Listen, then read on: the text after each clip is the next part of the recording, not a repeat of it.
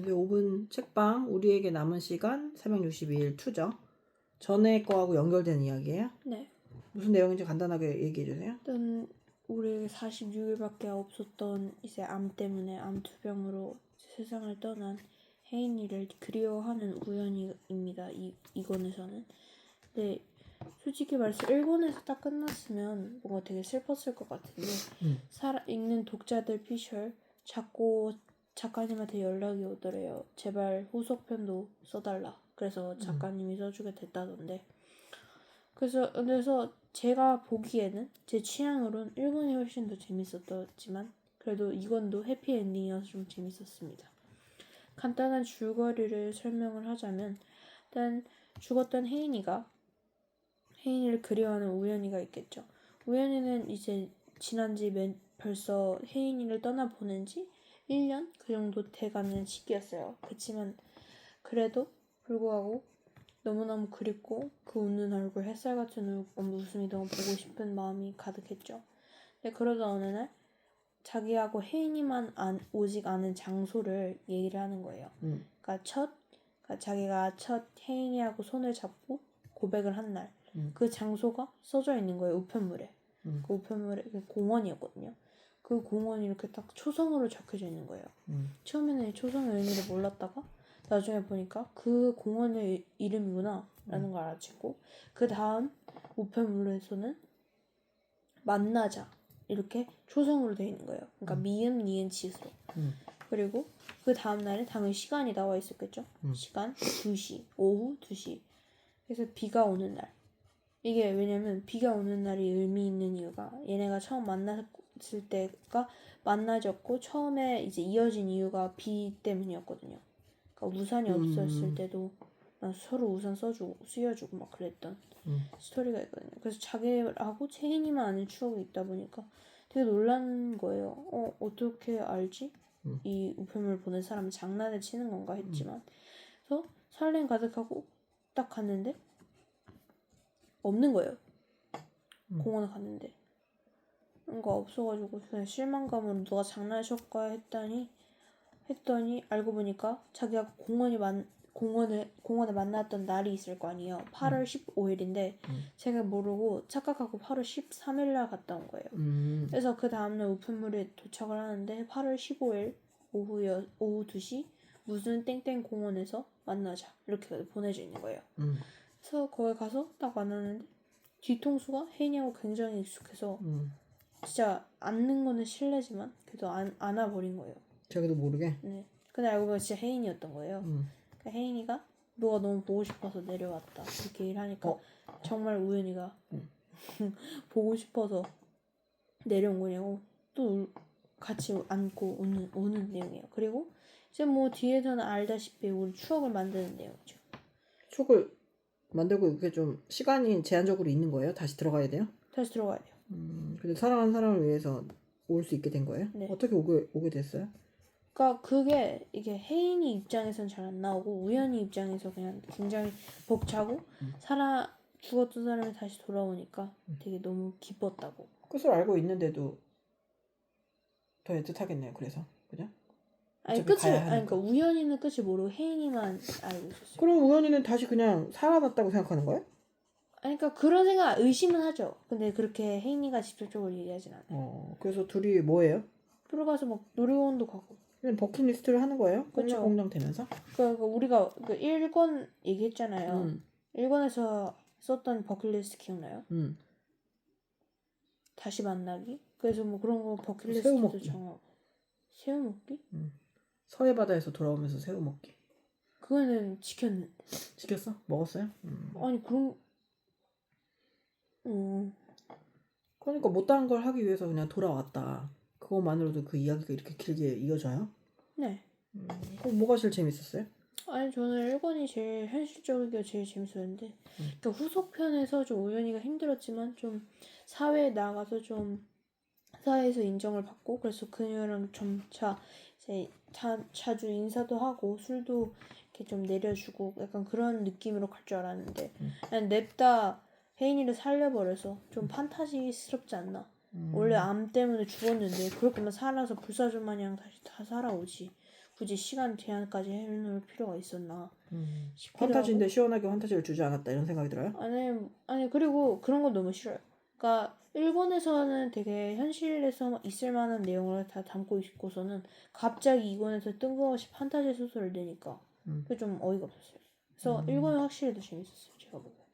일본은 이제 무슨 반응이 나올 줄 몰랐는데 이미 팬을 확보한 상태에서 이거 썼잖아요. 네. 팬 서비스를 용으로? 했다고 볼 수 있죠. 팬픽 같은 거죠. 맞아요. 독자들이 이거 후속편 안 내놓으면 진짜 막 엄청 따질 것처럼 문자를 많이 보냈다고.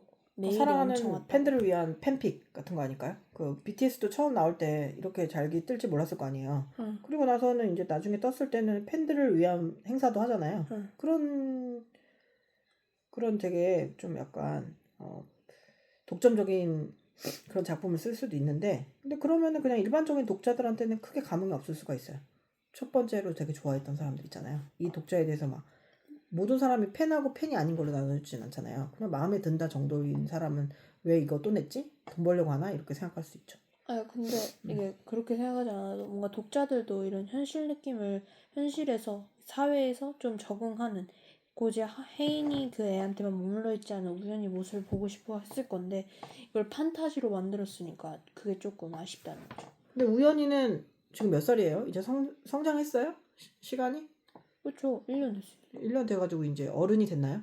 원래 어른이었어요. 처음부터 어른이었어요? 네. 나는 왜 어른이 아니라 애처럼 느껴졌지?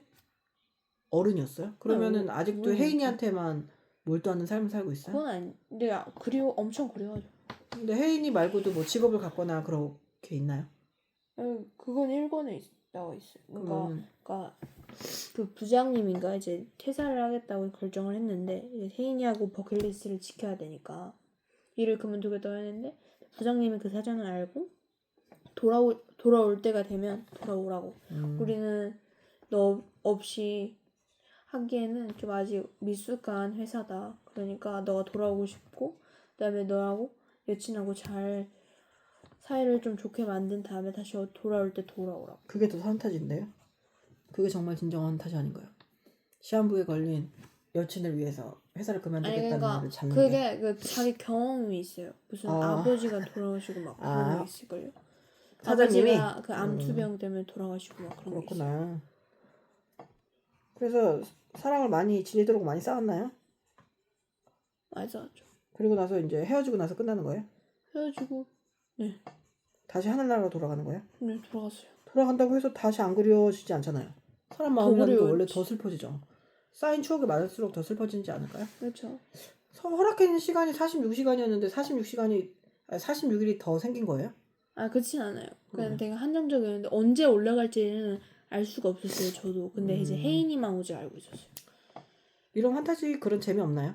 그러니까 이거를 첫 판으로 시즌 1으로 그러니까 이게 딱 한 권이었으면 재밌었을 건데 이제 너무 일본에서 좀 슬픈 몸을 내가 많이 보여줬는데 현실적인 모습이 좀 잔인한 부분도 많이 보여줬는데 근데 이걸 그냥 판타지로 써보니까 그 현실이 너무 이제 안 이어진다는 느낌?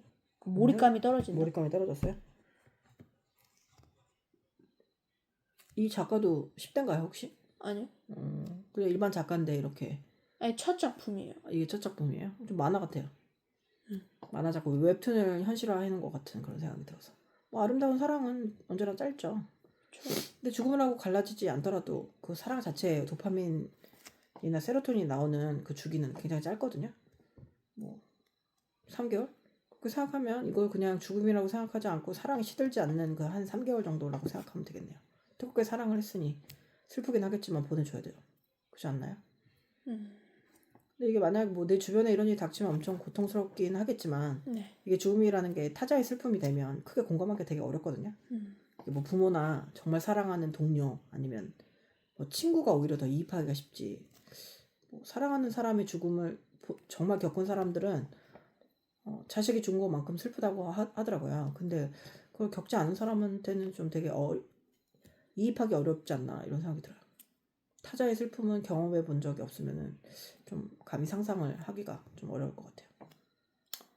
흔하게 누군가의 겪는 감정 있잖아요. 뭐 불안이나 불편함 이런 거는 경험치가 있으니까 상상해가지고 공감할 수 있는데 죽음은 좀 너무 큰 거라서 감히 공감할 수 있나? 이런 생각을 하게 되죠. 근데 이 사람은 우리는 어차피 그 죽음을 피할 수 없잖아요. 어차피 사람은 다 죽고. 근데 왜 이런 걸 굳이 이렇게 책으로 말랑하게 만들었을까요? 이게 말랑해요? 말랑한 것 같은데? 안 말랑한데 전혀. 전혀 말랑하지 않아요? 아니 죽은 줄 알았던 사랑하는 사람이 아니 그러니까 마지막이라고. 이거는 이제 팬 서비스 같고 일본이 진짜 같아요. 그러니까 이건을 좀 이렇게 좀 죽음으로 끝났다고 생각하는 애를 다시 등장시켜서 얘기하고 싶은 건 뭘까요? 그냥 팬 서비스만은 아닐 거 아니에요. 작가로서 사명감도 있을 거 아닙니까? 왜 다시 등장시켜가지고 그랬을까요? 그게 되게 이해가 안 가요 진짜. 왜 도대체 아니 그러니까 일본에서 제일 중요한 포인트는 암 때문에 남은 시간이 46일이라는 건데 그 46일 동안 지내면서 더 살 수는 없을까 하고 막 했지만 현실은 현실이다 라는 걸 잘 깨워주면서 딱 46일 되고 죽잖아요. 근데 그 모습이 현실은 정말 잔인하다 이걸 이제 잘 깨워줬는데 갑자기 판타지가 나오니까 너무 몰입감이 깨지죠. 근데 꼭 현실을 잔인하다라고 묘사하는 게 또 옳은 건 아니잖아요. 안 그래요? 아니 근데 그러면 그렇게 모든- 얘기할 거면 끝까지 얘기를 하든가 이거 바꾸니까 서로. 중간에 바꿔서 일관성이 없어서 원래는 자기 성격대로 냈다가 두 번째는 그냥 좀 생각이 바뀌었나 보죠. 사랑을 많이 받고 나니까 자기도 바뀔 수 있죠. 그러니까 현실을 고증하고 현실을 반영해야만 좋은 문학 작품인 것만은 아니잖아요. 사람들은 동화도 있고 전래동화도 있고 그다음에 신화도 있잖아요. 그것도 판타지는 말 그대로 판타지예요. 그러니까 현실에서 일어나지 않는데 꼭 일어났으면 하는 일이 생기기도 하죠. 애초부터 신데렐라 같은 거는 현실에서 일어나기 어려운데 그렇게 사는 사람도 있잖아요. 그렇지 않나요? 그러니까 이거는 좀 남은 시간이라고 굉장히 가슴을 쫄깃하게 해놓고 그냥 다시 등장시킨 게 좀 김샜다 정도 생각할 수 있겠네요. 그러면서 여기서 가장 핵심적인 사건은 뭐예요? 그냥 추억을 쌓아간다? 그거 말고 없어요? 돌아왔다? 돌아왔다? 그럼 주변 사람들의 반응은 어때요? 다른 사람들도 알아요? 얘가 돌아온 거? 에 안 보여요 다른 사람. 아, 영혼인가요? 혹시 따라간다고 하진 않나요? 너무 사랑해서? 아니 누가 남자가요. 남자가? 네. 아 그러니까 없어졌어요. 누가요? 혜인이가 갑자기.